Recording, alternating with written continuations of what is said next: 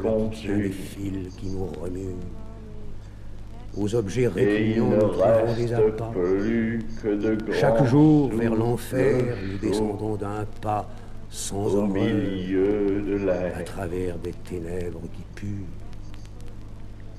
Ainsi qu'un débauché pauvre qui baise et mange le sein martyrisé d'une antique catin, nous volons au passage un plaisir clandestin que nous pressons bien fort comme une vieille orange.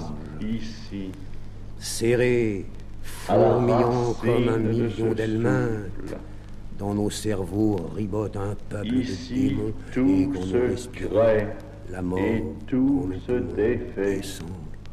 Fleuve invisible, c'est le lieu de l'être. Si le viol, le poison, le poignard, l'incendie n'ont pas encore brodé de leurs plaisants dessins le canevas banal de nos piteux destins, c'est que notre âme, hélas, n'est pas assez hardie. Mais parmi les chacals, les panthères, les lys, les singes, les scorpions, les vautours, les serpents, les monstres glapissants, hurlants, grognants, rampants, dans la ménagerie infâme de nos vices, il en est un plus laid, plus méchant, plus immonde. Quoiqu'il ne pousse ni grand geste ni grand cri, il ferait volontiers de la terre un débris. Dans un paillement avalerait le monde. La connaissance du sceau. L'œil chargé d'un pleur involontaire, rêve, traversé ça et là dans son rayon soleil. Le tonnerre et la pluie ont fait un tel ravage qu'il reste dans mon jardin bien peu de cris des lecteurs.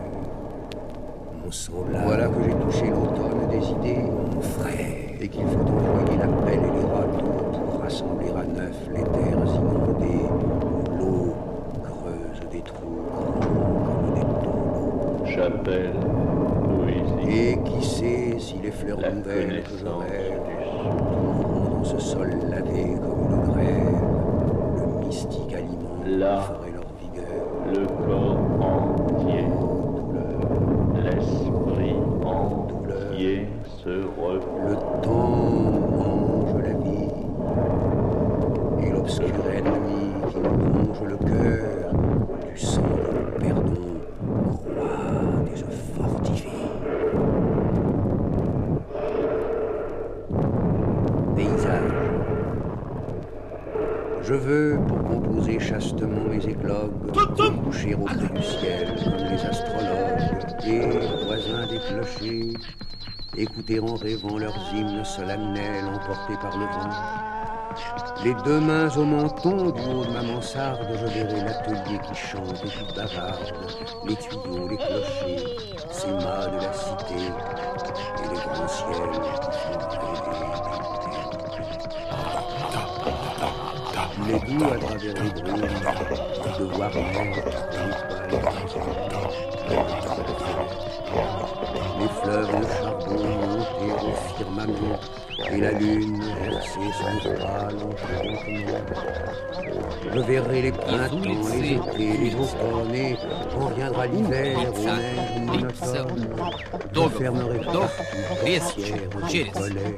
Железных коней с окон бегущих домов рыкнули первые. Alors j'aurai Лебеди шей колокольных гнитесь в силках проводов. В небе жирафий рисунок готов выпустить ржавые et tout ce que Lydie l'a de пестрых, как форель, сын беззорной паши. Фокусник рельсы тянет из пасти трамвая, скрыт циферблатом. Мы завоеваны вами. Души, риф души, расстегни. Тело в руки, кричи, не кричи. Я не хотела! Отрезок жгут.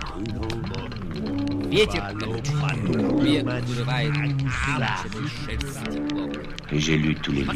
Фонарь сладострастно снимает с улицы. Au-dessus des étangs, au-dessus des vallées, des montagnes, des bois, des nuages, des mers. Les yeux fixés sur le soleil, par-delà les éclairs, par-delà les confins des sphères étoilées. Mon esprit, les yeux fixés sur le pensée. Et j'ai lu tous les livres. et comme un nageur qui se Je suis l'alternative. Les yeux fixés sur le pensée.